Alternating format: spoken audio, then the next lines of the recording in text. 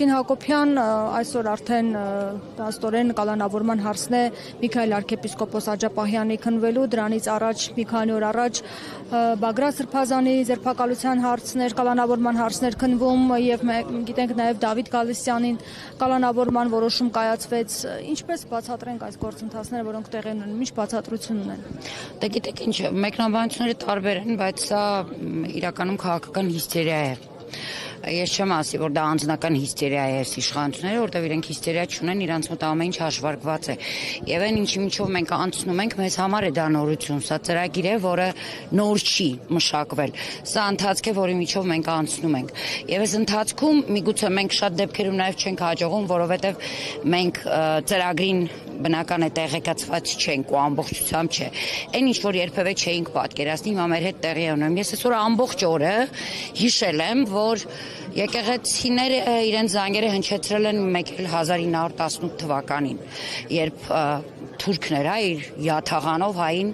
մորթում եւ փորձում գրավել նաեւ այս փոքրիկ Հայաստանը։ Եվ այդ ժամանակ եկեղեցին էլի հնչեցրել է։ Հիմա մենք ստացվում նույն իրավիճակում ենք, բայց չենք գիտակցում, որ իրականում այսօր հանցագործները իշխանության տերերն են,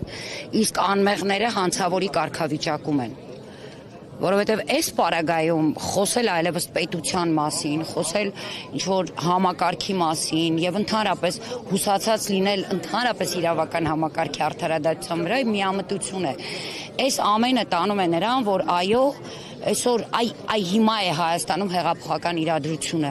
երբ այլևս վերևները ի վիճակի չեն կառավարելու, իսկ ներքևները այլևս չեն ուզում ղեկավարվել այս կերպ, որտեղ այս կերպ մենք հստակ տեսնում ենք պետության ավարտը, իսկ պետության ավարտին, երբ որ տանում են իշխանությունները, այս պարագայում այլ բան չի մնում, հա, եկեղեցին հնչեցնում է զանգերը, ժողովուրդը պիտի ոտքի կանգնի, չկա տարբերակ, այստեղ անձերի շուրջ չի, մի քանի օր առաջ Բագրատ Սրբազանի շուրջ չէր, Դավիթ Գալստյանի եւ մյուս մեր ընկերների շուրջ չէր, այսօր Սրբազանի Աջապահյանի շուրջ չէ, վաղը կաթողիկոսի շուրջ չի լինելու, սա հայ ազգի շուրջ է, ինչ որ տեղի է ունենում, սա կոտորած է բառից բուն իմաստով, ես այդպես եմ ընկալում, եթե կա այլ ընկալում կամ կդիտարկվի իմ ասածը որպես խուճապ առաջացնող խոսք, ես ասեմ, ես անցել եմ բազմաթիվ դաժան բաների միջով, բայց այնտեղ ես գիտեի, որ իմ թշնամին էր, այնտեղ թուրքներ, այնտեղ ադրբեջանցիներ, ես այստեղ չգիտեմ արդեն ինչ պետք է անել, հա, այս պարագայում, երբ որ հայը եւ քո իշխանությունը իրականում յաթաղանով դուրս է եկել իր ժողովրդի դեմ։ Տիկին Հակոբյան, իսկ դուք ժողովրդի ընդվզումը, ներգրավվածությունը բավարար եք գնահատում։ Գիտեք, այն ինչ որ այսօր տեղի էր ունենում օրինակ Վեհարանում, հա, Էջմիածնում, դա պորտկում էր, դա իրոք անկեղծ պորտկում էր։ Այնտեղ այնպես չէր, որ ընդդիմադիրներն էին, հա, ընդդիմադիր դաշտներ, որ արդեն 5 տարի պայքարում է այս իշխանությունը։ Այնտեղ ժողովուրդն էր։ Այնտեղ մարդիկ էին, վստահաբար կարող եմ ասել, որոնք միգուցե դեռևս օրեր առաջ աջակցում էին այս իշխանություններին, միգուցե։ Բայց այսօր այդ պորտկումը շատ անկեղծ էր ու այնտեղ մարդիկ հասկանում էին, որ իրենց ոտքերի տակից, իրենց թիկունքից տանում են հենքը, տանում են ամենակարևոր հենքը, որը պաշտպանել է իրենց, որի շնորհիվ այսօր հայ ազգը առ այսօր ապրել է եւ այսօր մարդիկ հասկանում էին, որ արդեն իրոք ազգի ոչնչացման մասին է խոսքը։ Եթե այս իշխանությունները խոսում են պետություն, պետականություն, չգիտեմ ինչ հեքիաթներ, այսօր մեր ժողովուրդը հասկանում է, որ զուտ ազգի գոյության մասին է խոսքը արդեն։ Եթե չկա եթե ազգը չի գոյատևելու, չի լինելու, ինչ պետության մասին ենք խոսում, ինչ պետականության մասին ենք խոսում ընդհանրապես։ Նշեցիք թե ձեր տեսակետով ինչ է տեղի ունենում, իսկ ինչ է կարծում, ինչու հիմա ու այս թափով։ Գիտեք, ես կարծում եմ բոլորս կարող ենք հանգիստ տրամաբանել ու հասկանալ, որ գոնե եկեղեցու դեմ արդեն հիմնական արշավ սկսեց ամսի 20-ին, երբ Հայաստանի Հանրապետության վարչապետը այցելեց արդեն Ստամբուլ, հա,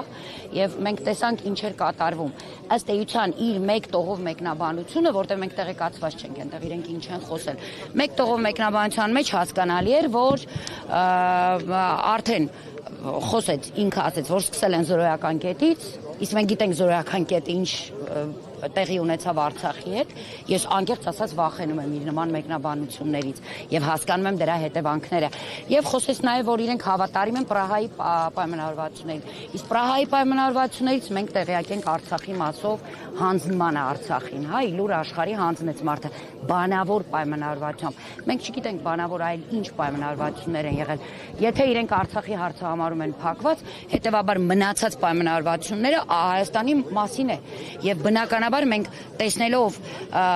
2021-ից Ադրբեջանի եւ Թուրքիայի պահանջները Հայաստանի սուվերեն տարածքների մասին, վերջերս արդեն ձևակերպումը որպես արևմտյան Ադրբեջան, ուղղակի հասկանում ենք, որ խոսքը որ հատվածի մասին է Հայաստանի, որտեղ միգուցե իրենք եկել են արդեն պայմանավորվածության։ Եվ այս քաոսը, որը ստեղծվել է, եւ մանիպուլյացիա է, եւ ինչ որտեղ նաեւ հասկանալի է, որ այն ընդհանուր գործընթացը, որը այսօր Հայաստանի շուրջ տեղի է ունենում, ներքաղաքական խնդիրներով ժողովուրդը դուրս է մնում այդ գործընթացից։ Մնացածը իր անելիքն է, որը ինքը անում է դրսում արդեն։